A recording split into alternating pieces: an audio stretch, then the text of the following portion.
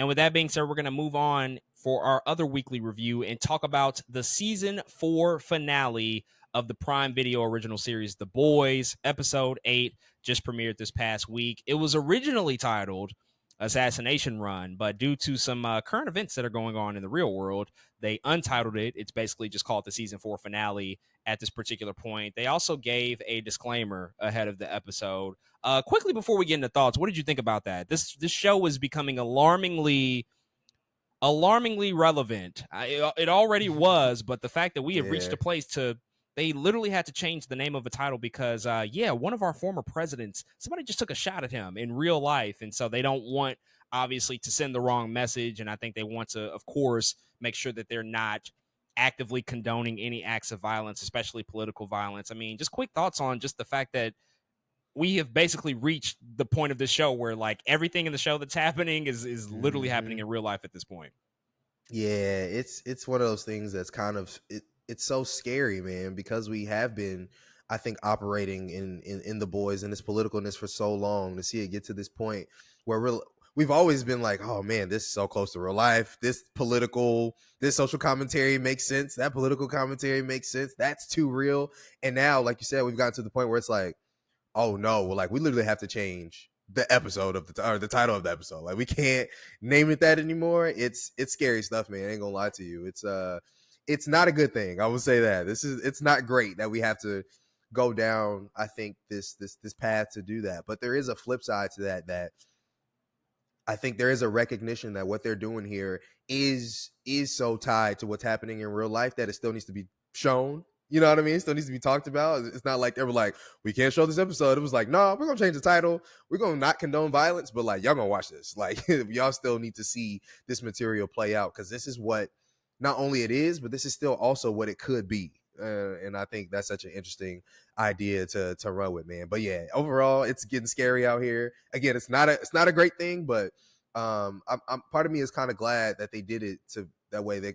I don't know. I think people pay attention a little bit more to the outside of like, whoa, this is all getting a little too real. So I kind of like that aspect of it. The timing just couldn't have been worse. I mean, there's no way Eric Kripke and the writers could have known that this was going to happen. They wrote this show a year and a half ago. They filmed it a year ago. There's no way that they could have predicted it would just line up in this way. And so the fact that we did just see former President Trump get nearly killed at a political rally, and that happens mere days before this episode premieres, which also is titled Assassination Run and has elements of political upheaval and violence, all of those things. I mean, it's just a really crazy occurrence of events, but that's just kind of the nature of what this show is, because they are speaking to very, very relevant things that have their finger on the pulse. But I think it ultimately, at the end of the day, when we look back on the show years from now, it'll just speak to the legacy of it and how far ahead of the curve they really were and how smart they really were and how in tune they were with the political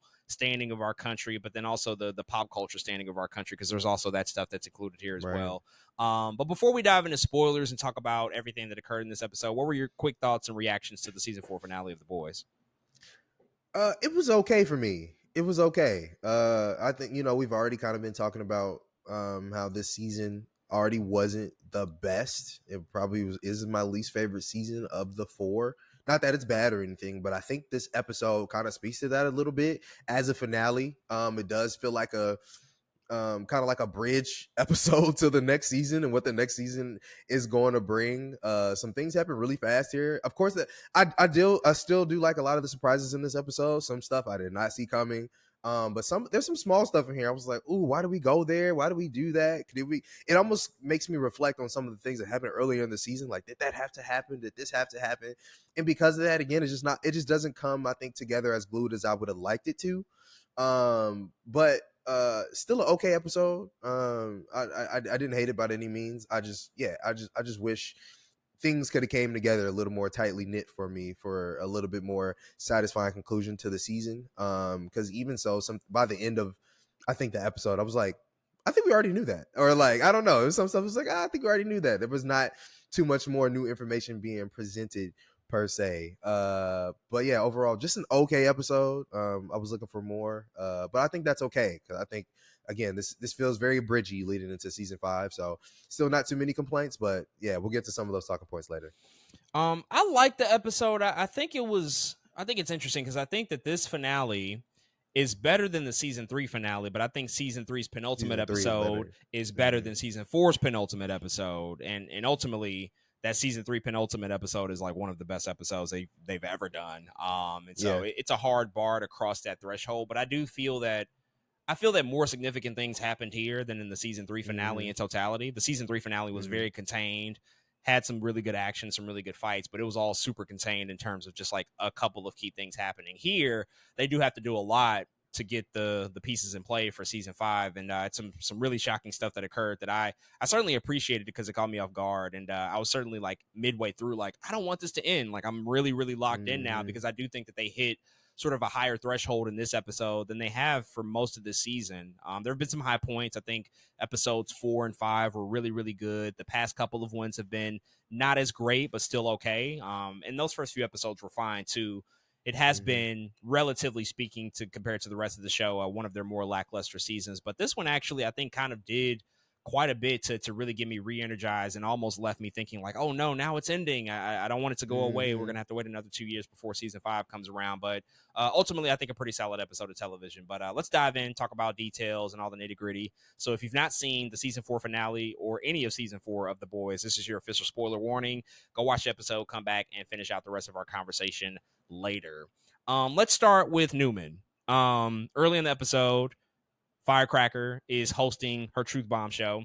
She's having Homelander and Newman on, and Homelander just goes rogue immediately. And he outs Victoria Newman from the rip. He's like, oh, by the way, she's a soup. She's actually one of us. She's been lying to y'all for years and years and years. Mind you, this is on the precipice of her potentially usurping Singer and becoming the presidential nominee and basically taking over his spot. In Homelander, I think he's just kind of fed up and he's just ready to just get on with the shit. He's like, you know what? No more secrets. We're just gonna just spill this all out here. What did you think of that moment? Because it comes really fast and almost out of nowhere. How we've just done so much to protect the secret for Newman. They've done a lot of work to make sure that she's been able to operate behind the scenes and conceal her soup identity, to just in a flash, all of a sudden now the public at large knows exactly who she is, and quite possibly that's going to cause a lot of dissension and a lot of uproar amongst the political community. Yeah, Homelander just be fed up, man. I think he hates operating in this political world. He hates the cameras and all the talk that has to be done. He just wants to be where he wants to be. He wants to be at the top already. He's sick of all the work in the in between. So he's like, let's cut to the chase. I'm sick of this. Let's just tell the truth, Victoria. And I think in that moment, he almost is getting revenge for what happened in that room. What was that, a couple episodes ago, man, where Victoria kind of had to take over and be like, all right, we're gonna do this, this, and this. This is like, oh yeah, no, I'm getting my lick back right now on national television. Tell everybody who you are, Victoria. You're a soup. And so what a crazy moment of TV, of pandemonium, man, because yeah, I just did not see it coming. I did not see that happening. And I think the Victoria in that moment too was just, I was again just not ready of what was to go down, especially after last episode she's already like, Huey, get me the hell out of here, like I need to go. And then this thing happens and it gets even scarier for her. So yeah, what a crazy scene, man. I can't believe that they went that direction, just to out her as a soup after all this work. Like you said, we've been literally going for since I think season 1, since the head popper. We just knew it was a head popper. We knew it was Victoria Newman. But since season 1, man, we've been going of her holding the secret, and then all of a sudden it's outed in like 30 seconds. So I thought it was a crazy way to go, and I thought it was a very surprising way to go. But I think it definitely serviced some of the stuff that was going to happen later. Yeah, I mean, with her death ultimately in this episode, this is the last domino to fall in setting that up, which we'll get to in a second here. But when it happened in the moment, I was like, oh wow, that's a game changer now, because a lot of people place faith in her, and she's been such a great face, a great political figure. She's been able to maneuver and navigate all of this pretty well, but we've seen her in these past couple of episodes begin to unravel. You know, all of the dominoes around her are starting to fall, and she's just losing control slowly and slowly. And so this was just kind of the last the last vestige in this whole thing to really just kind of crumble beneath her, and everything she worked for all of a sudden just goes away that quickly. Just once again shows Homelander and sort of his viciousness, and like you said, his ability to always remember things and never let them go and find a way to like get it back at somebody and get that lick back. But he takes it a step further because it's interesting because he does this act to essentially out her nationally on public television, and then we follow it up with him instructing the Seven, hey, by the way, if anybody has any incriminating evidence against me or the Seven, go kill them immediately because I just realized what I did here. Like somebody now is going to be pissed at me. They might go dig stuff up. And we get a sequence where we see people like the Deep and Black Noir go throughout Vought headquarters, and they're just finding people on a list. They're finding employees who just know a lot of really incriminating stuff about the Seven over the years, and they are just wiping them out one by one. We'll hold on Ashley for a second because we'll get to her because she had an interesting development. But what did you make of that? Because now I think we're basically at a place where the Deep as a character, there is no redemption for him. He has made his choice. We probably already knew that when he killed Ambrosius last week. Like, there's no bringing him back, but he's just at the place where he is fully behind Homelander and his mission. And apparently, this new Black Noir is as well. This new Black Noir is hilarious. Yeah, they're off the hinges. I think it makes sense given that, again, what Homelander wants, he wants these gods, man. He wants these gods to commit wrath, and that means violence and all these other things. And now, in a moment where your plan could be threatened, let's go kill everybody that could threaten that plan. And it's just nothing but pandemonium all throughout these Vought offices, man. They are really just out here wreaking havoc, and it makes sense why they're wreaking havoc. But it's dark, like you said. The Deep is off the hinges, and I think the Deep is so interesting too because we have felt a lot of or we just been through a lot with the Deep. We have been through all of these moments of like, wait, he might be good, wait, he might be bad, wait, he might be good. But after the Ambrosia stuff, I knew he was off the hinges, and I knew this was the end for him. So yeah, it's just really sad to see, but also it's getting scary out here. And I think that's what's important out of all of this is like, no, they really do have the power now. Nobody's questioning what I should do under Homelander anymore. That was what A-Train used to do. You know what I'm saying? Now he's on the other side. And so it's like, yeah, it's going down. And now we're eventually, I think, reaching new territories of them not having anybody to check them anymore. And I think that's what makes all of this so scary. Yeah, it's so crazy because, like, who's working at Vought anymore? Like, what employees do we even still have at this company? Like, we're eliminating pretty much every division. We've seen it, like, happen countless times across other seasons as well, where we're seeing the Deep become the head of a certain division, or Homelander's taking over, and they have to worry about stocks. Like, Ashley's kind of been the only person holding things together, but it's like, what is this company even anymore? Because now we're just, like, wiping out so many people who used to work for them, and so it's just pretty much unanimously being run by the Seven and by Homelander. And so yeah, it's just interesting to see like how quickly the company has just been overturned in such a way. But Ashley, she's also on the receiving end of this because the Deep has a realization like, yeah, she probably knows more than anybody. She's worked right alongside us this entire time. And once Ashley hears that outside of the office of the Seven, she quickly tries to make a run for it. She goes into Homelander's penthouse, tries to grab some vials of Compound V, inject herself with it. And I don't know what the fuck is happening. Some wild shit is happening, but eventually she just loses the wig off of her head, which I completely forgot that this woman has been wearing a wig this whole time. They did reveal this last season in a really, really crazy sequence. But this particular season, they brought that back around that, yeah, she's been wearing a wig. She lost her hair just due to the stress of working with the Seven and for Vought. And so we just see it fall off of her head once again. But what's happening to her? Because we don't get any sort of resolution with her character at the end of this episode. I mean, is she going to survive this? Is she going to get some crazy, weird powers? Maybe she grows a new head of hair. I don't know. What did you make of just this moment with Ashley? That's what I was thinking, bro. I think she might get like some Medusa ass powers, dog. Like some snakes gonna start coming out of her head, bro. And stuff. She gonna start freezing people or something, bro. Turning niggas into stone. Hey, Ashley, she's crazy, but she's also she's been going through it. She is what a chaotic character. She's one of the most like interesting side characters I think I've ever seen like in any TV show, bro. Like she has been doing so much and going through so much in this TV show, and we come all the way to the point of her taking V. I don't know what it means, but I love that. I was like, yeah, she's finally taking V because she's been so afraid of these other soups the whole time she has been part of this company. And now she's finally, I think, going to get because she's taking V, she's going to get the mustard and the goose spot to like actually be able to do something about it, not be afraid of some of these other soups.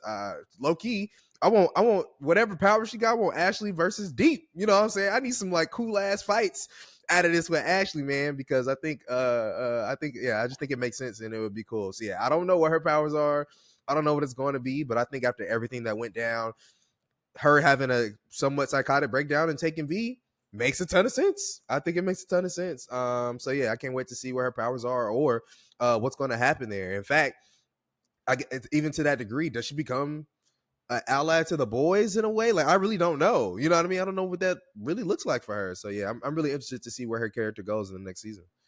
Shout out to Colby Menifee. She's just been such a So great good. character in the So series good. the entire time. She's one of the best supporting players that they have, and the fact that they are going to give her powers of some nature, I'm really excited about because she's finally, hopefully, going to have her day next season where she can just exact revenge, specifically on the Deep, because the Deep is the one who's often just really been torturous to her in a lot of respects, but also Homelander. I do. She won't be able to kill Homelander by any stretch, but hopefully she can get some sort of lick off on him with whatever power she might get in the next season.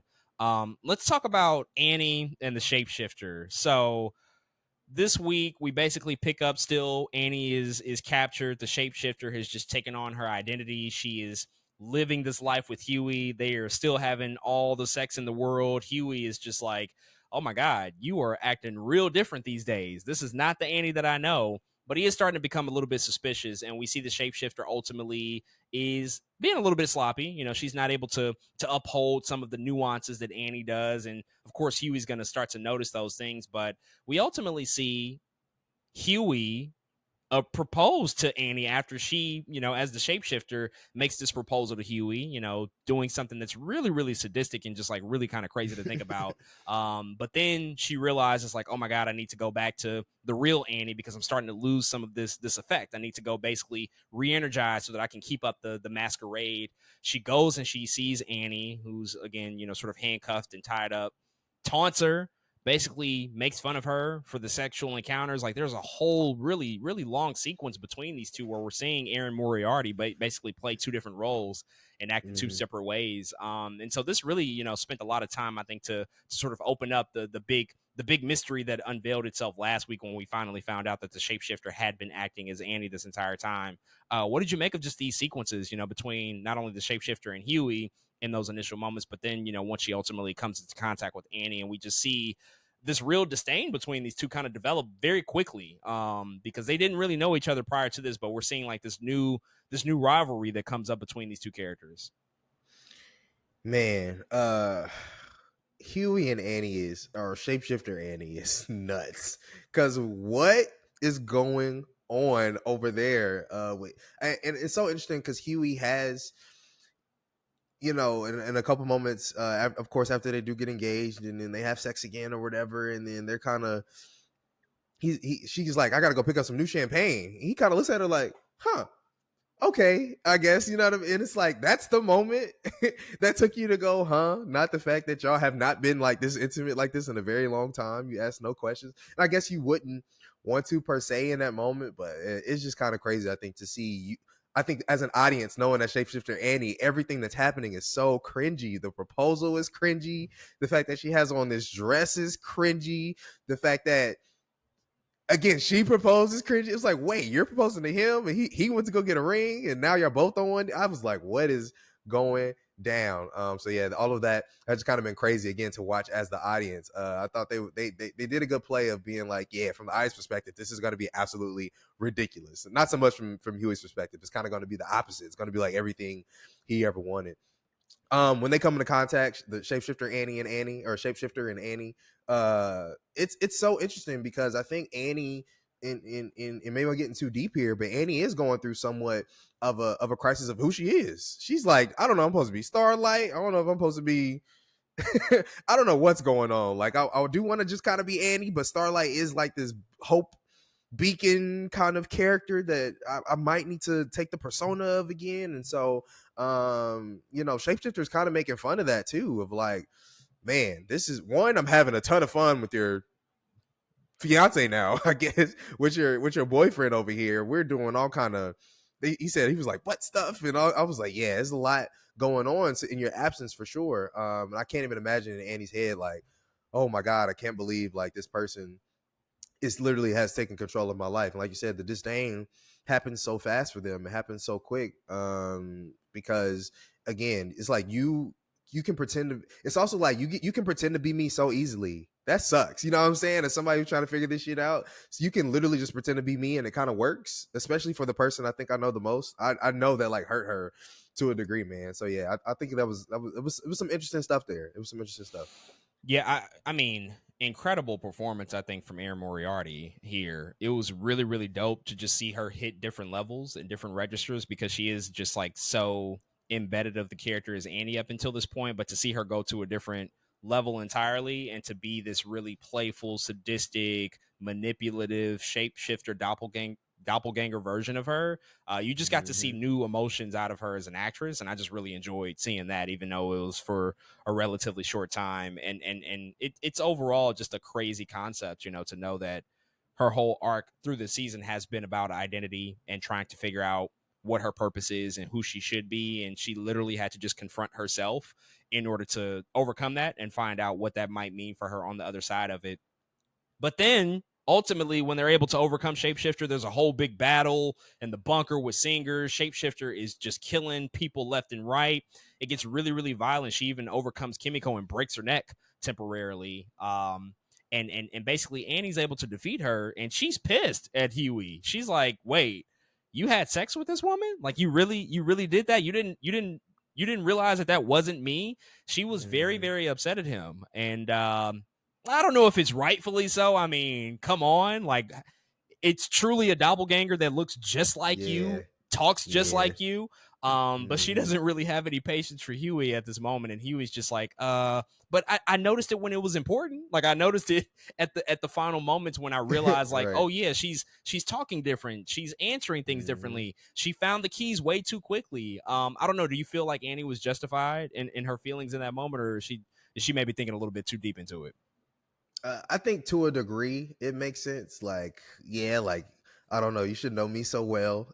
That's like but I definitely think she was a little too hard on Huey in that moment for sure. Because, like you said, it looks everything like, yeah, it literally looks like you. And I think what hurts, I think Annie the most was, I think the behavior, like Shapeshifter telling Annie what everything they were doing. And Annie was probably like, damn, we haven't done that in a minute, or damn, we haven't been that intimate like that here recently. And I think that hurt her too, of like, you've been doing all this stuff and you didn't notice that was not me. Like, come on, man. So I think they both, I think both are true. I think she's okay to feel some type of way, but also she was also harder on Huey than I think she should have been. But it's funny because by the end of it, Huey is still happy that like she kind of moved on from it. You know what I'm saying? He's like, yes, she moved on. So I thought that was a funny moment. But that, to be honest, that whole scene, I really like that whole scene of like MM finding out what was happening. He's like, look forward. I really like that whole scene. I thought it was all very like well acted, and the comedic timing I think was really good too. So yeah, that was all good stuff. Definitely a moment of levity needed in the episode for sure. Let's talk about Butcher and Grace Mallory and Ryan. So Butcher is at this place where he's bedridden and he's essentially accepted the fact that he's about to die.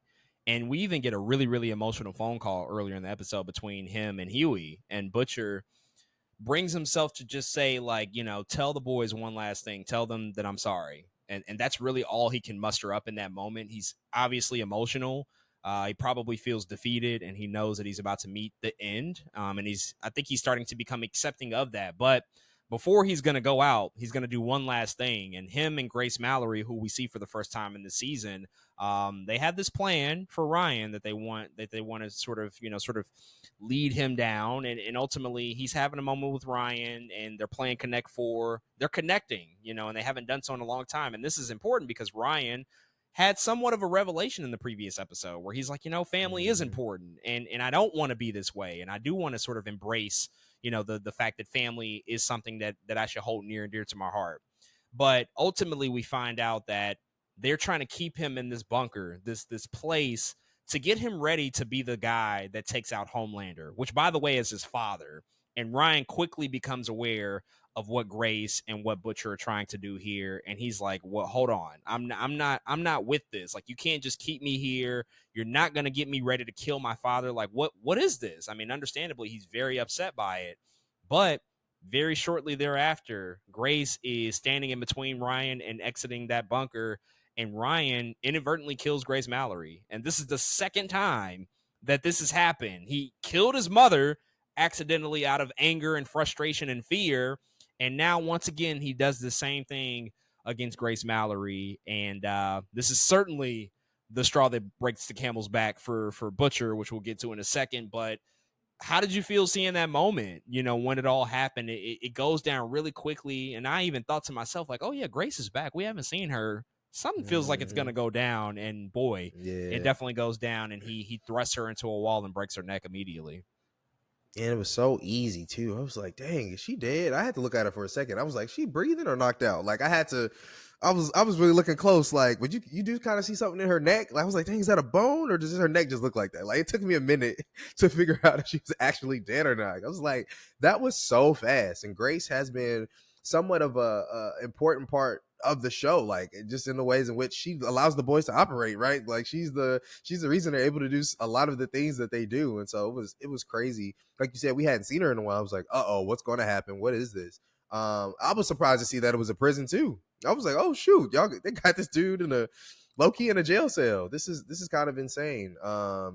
But it's such a hard thing though. I think a little bit because you don't want to actually confine, this kid, but there is a level of like, dude, your dad is out here wilding and you are legit like probably one of the only people that can stop him. And so again, even from a viewer standpoint, it's like, what, again, maybe you just don't want to have, you don't want to keep him in a cage, right? That's only going to make him react in the opposite way. But it's also hard because you don't want him outside being too influenced either by the opposition. So yeah, it's just I think a really weird conundrum to be in, and they are trying to talk to him in that moment like, no, listen, like, we understand you don't want to be like this. It's just for safety precautions. This any soup, like there's other soups that have probably been here before, like it's all right. And so I think it makes sense that Ryan, I think, has that reaction too, as we talked about, a teenager who never wants to be bound to anything. They don't want to be locked up in their room, especially not in this situation where somebody's trying to force you to use your powers against your father. That's crazy. You know what I'm saying? It's just a crazy sentence by itself. I can't believe you're asking me to do that thing. So yeah, I think it all makes sense. But yeah, Grace dying was really sad. I think, like you said, the straw that brought the camel's back for Butcher. It was interesting too because in the conversation, as Ryan is grappling with this idea and coming to grips with it, Butcher, he tells him, if you literally feel safer with Homelander at Vault Tower, if that's where you want to be, then I'll respect that. He says that to him.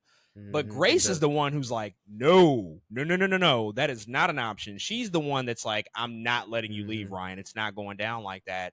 We need you. You really are kind of the only hope at this point. We can't do this virus shit. We can't. There's no other options. Like, you have to be the guy to step up and do this. But it is a very, very, very tall ask of Ryan to present to him in this way and in this manner, because he kind of inadvertently finds out they don't operate out of a place of being open about it. It's definitely one of those things that's kept under wraps, and they build this safe house, this secret bunker. Like, they go through a lot of elaborate things to try to make this happen.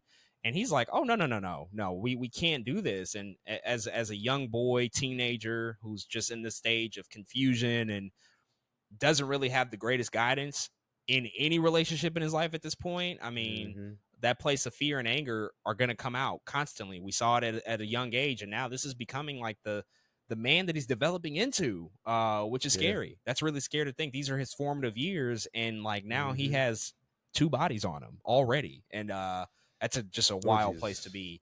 Um, as we get towards like the final moments of this episode, Newman, after she got outed earlier, she's scared and she's like, you know what? I'm done with all of this shit. I need to get out while I still can. She calls on Huey for help.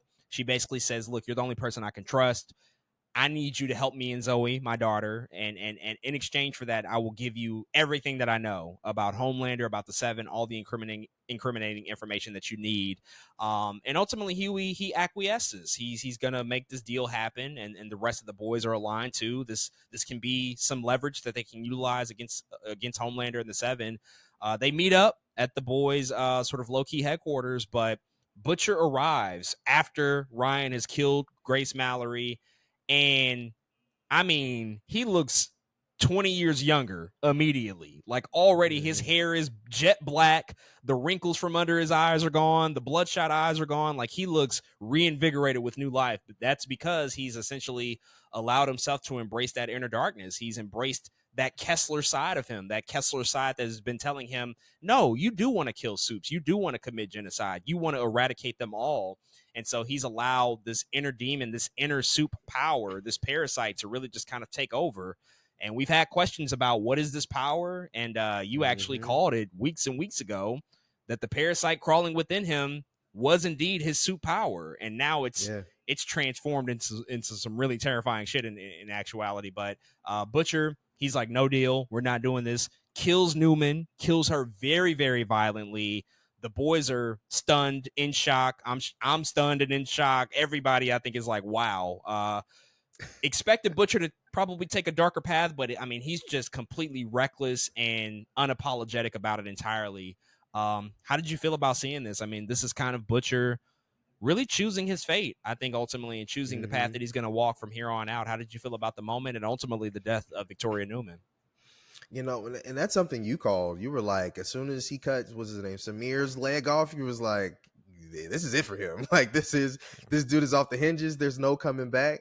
And I did have a little bit of hope because it did seem like he reeled it back in a little bit, but nah, he didn't reel it in. He's officially gone and off the hinges and in the deep end after he succumbs to Kessler, man. And when he kills Victoria Newman, my mouth was actually on the floor. Like I could not believe that they killed Victoria because part of it, one, she has been one of my favorite characters up until this point. I just like the way she operates. I think she's been really, really cool. Finding out she was the head popper was like, whoa, who is this woman? Yeah, even seeing her in Gen V with the virus stuff, I was like, this character is really dope because she does operate kind of in a gray area. I really liked the things she was doing, but man, they kill her so quick. He literally lifts her up and just rips her in half. I was like, oh, that's all. That's it. Just that's it. Like she didn't get ingested with the antivirus or whatever it's called. She didn't. None of that. Just gets ripped in half. I did not see it coming. My mouth was actually on the floor, man. What a shock. That was the biggest shocking moment for me for sure. But yeah, Butcher's off the deep end. And it's what's so scary in that moment is like how everyone just kind of has to look at him. Like he looks at MM's eyes, and MM is just like, well, shit. Like everyone is just like, well, damn. I to a degree, it's like kind of what they wanted to happen, but it sucks because they for once they finally listened to Huey. It was going to try to go down this more peaceful path. Him and Victoria were friends. I mean, I just thought we were going to be a little more cordial about this time. I really did. Butcher shows up and goes, nah, not anymore. We're not doing this, and just rips her hand. I just wasn't ready for it. But what a crazy moment. Butcher is off the hinges. I can't wait to see how that propels into next season and what that looks like. But now I'm even curious if now of him succumbing to Kessler and the parasite in his body, I wonder if that extends his life. Like, does that make him last a little bit longer as a character succumbing to that, or because he wasn't letting it out, was that adding to his lifespan? Was that adding or taking away from his lifespan not using it? But now maybe him using it makes him survive a little bit longer. I'm curious if that's the case.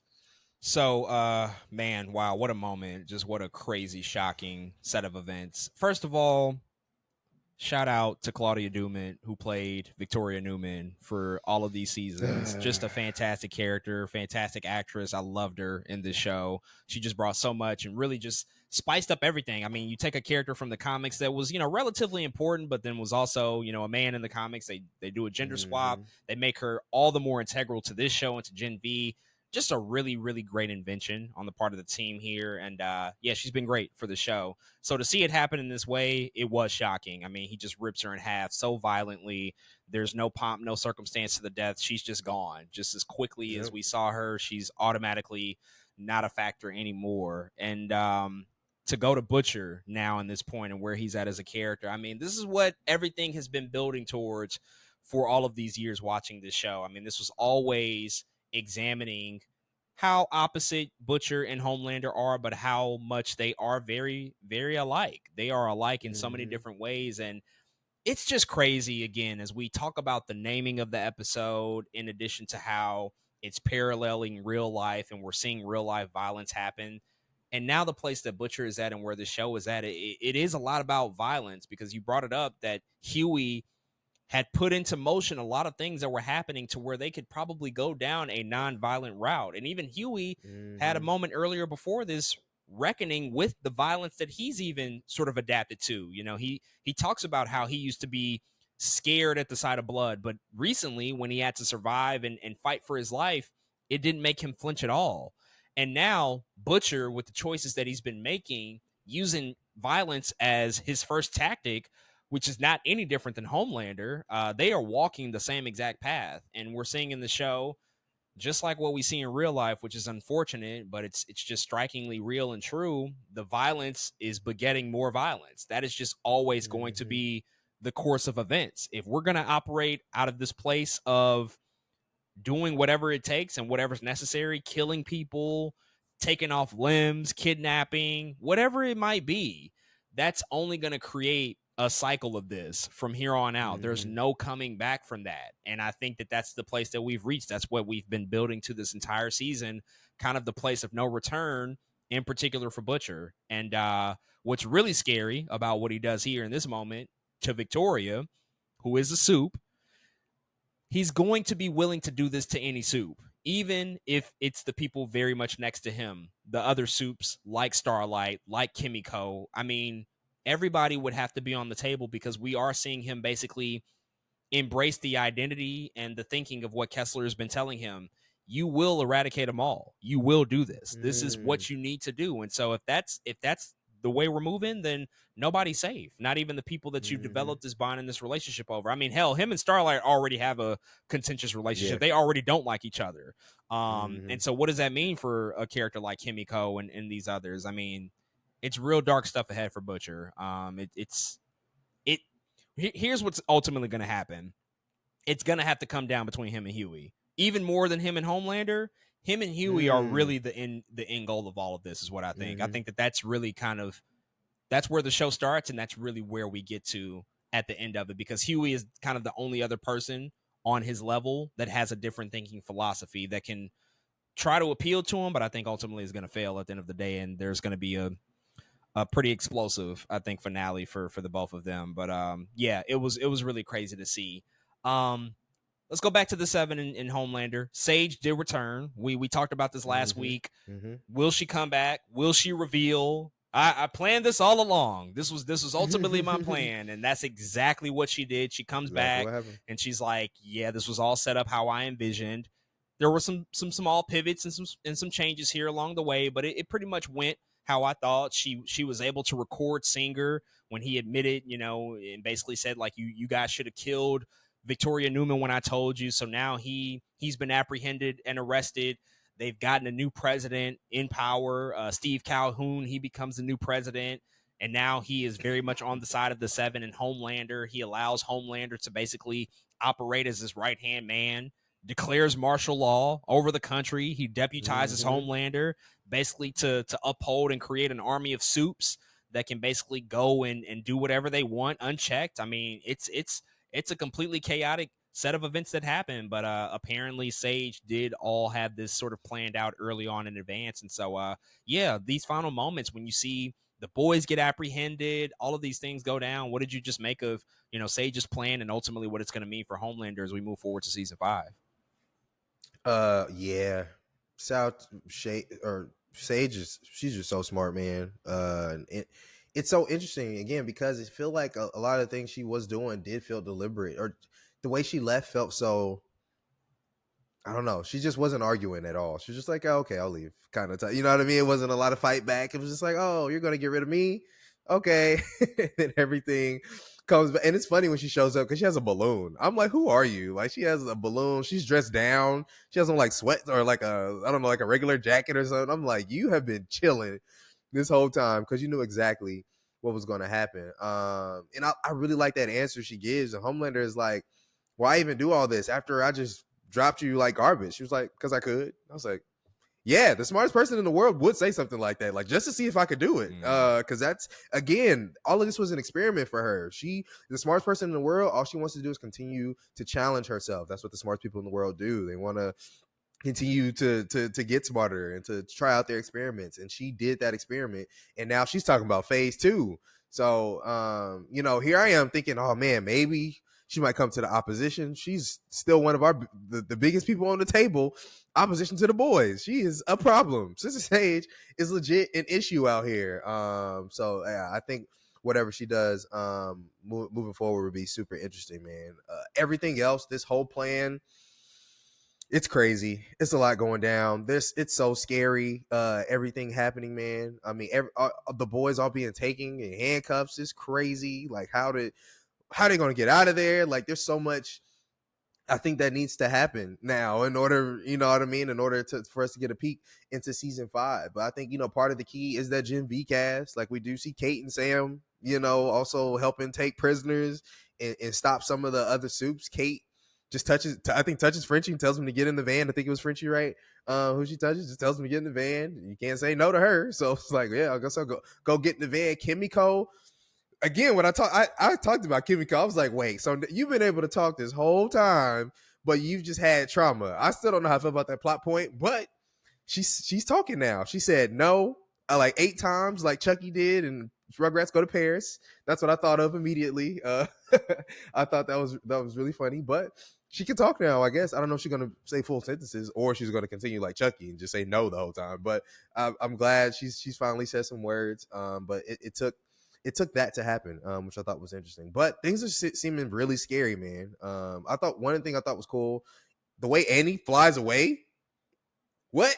Yeah, she was just like out of there. Real Man of Steel, Sonic Boom type shit. Yeah, I said, oh shit, you can fly now. Like, you was just struggling the other day. Now you were out of here. So I think that's one of the things, again, I want to see from Annie is her progression as a character this season. She feel like she was a little bit in the back a little bit, or not being as progressive as much as I wanted her to. She actually had a lot to do this season. So seeing her fly off like that was like, oh, that's one of our saviors. And I think one of our other saviors is going to be some of those other cast members of Gen V. I think they really are going to bleed it into the show the same way we just seen Kate and Sam. I think we are going to see Marie pop up, who now I guess is our last bloodbender left without Victoria. You know what I'm saying? So we still got her as a bloodbender. So it'll be really cool, I think, to see kind of those two shows merge as well. But yeah, it's a really dark world for the boys now. What a crazy plan. I can't believe it's going down like this. But again, I do really like the setup. Like you said, in watching the episode, I was like, damn, it's ending already? Because now this is the shit I really want to see. Like, what does this world ran by Soups look like? Specifically evil Soups under Homelander. It's such a crazy concept to me. And so yeah, I can't wait to see how that plays out in that final season. Yeah. 2 quick things. One, Sage coming back, we predicted it. It bothers me a little bit that it was easy to predict in the way that it was, but also I don't know, a little contrived and a little too easy that it was just her plan all along. Yeah, and even the plan itself wasn't like earth shattering. It's like, oh, you just recorded the president saying some incriminating shit. Like, it wasn't the greatest, like, oh my God, look what she just did. Like, I didn't get the feeling that I got when Heath Ledger's Joker in The Dark Knight allowed himself to be kidnapped, and he did that whole, like, that blew my fucking mind. I was like, oh shit, like, he's thinking days ahead. But this one was like, oh, okay, that's somewhat that's somewhat pedestrian compared to what I think the smartest person in the world would be able Hmm. to do. But it was fine. They did what they needed to do to get to that point. And then the second thing that I was going to mention, which I think I actually just forgot, it just slipped my mind, so I don't know. But oh no, yes. I like what happened here, and it's ultimately a signal that Homelander was able to win, which was always going to kind of be the end results here. But I was a little surprised that they didn't pick up the prison, the imprisonment camps that they're trying to build and have basically humans be a part of. Like we brought that up with the whole Tech Knight situation, and him funding these internment camps that they were going to have humans be a part of. I just wish that somehow they worked that in here, but they didn't. I guess Hmm. that they couldn't because of the whole president of the United States thing. Like that's probably something he wouldn't go for. But I don't Hmm. know. That was just like such a big reveal in Tech Knight's mansion. Like we just never picked up that thread and continued it on in Right. some way. So a little disappointed by that, but I'm sure that they'll probably revisit it in season 5. But yeah, it was a pretty solid and strong ending just to see everybody get taken away in this way. I mean, the boys have to be in their lowest place. They have to be in the darkest place before we can even see them try to rise back to the top, and try to overcome this huge threat in the next season. But the last thing we're left with before we officially wrap up is a mid-credit scene. And basically, the president is like, "Yeah, I found out that somebody's being held captive down here this entire time. Somebody you thought was dead is not dead, and that's Soldier Boy, who is basically being held captive. He's in this containment, sort of cube. He's pretty much on ice like Captain America. Obviously his real Hmm. Marvel sort of parallel as a character. And we see Homelander, find this out, and it looks like he's going through a bunch of emotions on his face. Can't totally read what he's trying to process here, but what do you think that this means for Homelander? What did you make of his reaction to that moment, and ultimately how this all might work itself into season 5? I'm not sure. It was kind of hard for me to decipher, like you said, even the way it was on Homelander's face. I feel like I had known Soldier Boy was alive this whole time, but I didn't know how they would use him. And now it seems like Homelander is going to wake him up, but I don't know how they necessarily get on the same page after that wake up happens. You know what I'm saying? Maybe he wakes him up and is like, "You look, we run the world now. Go do whatever the fuck you want. Good job, Dad. Like we did it." You know what I'm saying? Part of me thinks that's how it's going to happen. But I don't know. It's kind of a hard thing for me to say right now. But part of me does think that's what's going to happen. Part of me thinks that Homelander knows that Soldier Boy is one of the only people that probably understand him too, right? And also, it is a father figure, and so when somebody who is struggling with fathering his own son, maybe he needs some of that guidance from Soldier Boy to like, look, we got to go pick this little dude up. Like, how do I get my son back to our side? And maybe he uses Soldier Boy for some of that stuff too. But yeah, whatever it is, it can be nothing but diabolical in my mind. And I'm just curious of how Soldier Boy is going to go with all of it once woken up. And what actually this made me think of too, when seeing Soldier Boy was like, yeah, but Maeve is also over there. You know what I'm saying? Like, oh, if Soldier Boy's there, Maeve is kind of chilling over there too. So there's probably some things there as well. So yeah, I'm not sure what everything it means, but yeah, it can't be good. We know that. 3 generations of maniacal, absolutely unfucking hinged soups between Soldier Boy, Homelander, and Ryan. That's next season. These 3 generations of men. This story of fatherhood. It'll be interesting to see. I can't wait. Any last thoughts on this episode or this season, or any other things that you wanted to point out or mention about what occurred in this episode, or just the entire season in general as we wrap up on season 4 of The Boys? I don't think so, man. I just love. I really like the way we ended things. It feels the ending of this episode felt like the beginning of like a post-apocalyptic movie in a way. Like, oh shoot, like I really feel like we was like in Raccoon City. You know what I'm saying? Like stuff starts to feel like, what is going on? Like this is very desolate. Everything seemed like it got darker. It was crazy. It felt like the tone shift was so big, and I really like that about the episode. Even again, everything they do is so on the nose, and Firecrackers talking about make America what is it, super again or something like that. I was like, oh my god, this is crazy. The path and which they're going down. But again, I think no matter my reservations about this season, I still like it. Don't get me wrong. I don't hate the season at all. This show is still one of my favorite shows on television. no matter how I feel about the season, I still like this as a bridge. I think season 5, I think it's going to be phenomenal. I think they have set up all the pieces that they need to make season 5 really really strong and to close out strong here. And I'm excited for that, man. So I'm still proud of the team, still proud of everything that we got here. Yeah, can't wait to see when season 5 comes out. Whenever that happens, I guess we a little bit of ways from it, but when it happens, I'll be here. Just one other quick thing about the episode. No A Train, conspicuous by its absence, and they also canceled the Training A Train movie and threw in a nice joke about it being a tax write-off and them making more money that way. Man, Batgirl is also now a part of our pop culture references at this point. That yeah, this really happens. Movies get That canceled really to happened. save money for tax write-offs. Like that's a real thing. But I love that they actually pointed that out.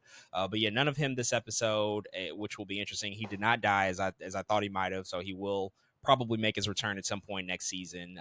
But yeah, I did enjoy this season. It was a step down from season 3 in particular, but they definitely had quite a bit to do as being the penultimate season to just really get us to a place of, hey, we're still on this collision course. And ultimately, when you have the villains win and they have to win pretty big, a lot of times Hmm. it's not going to be the most enjoyable stuff to watch, you know? And Yeah.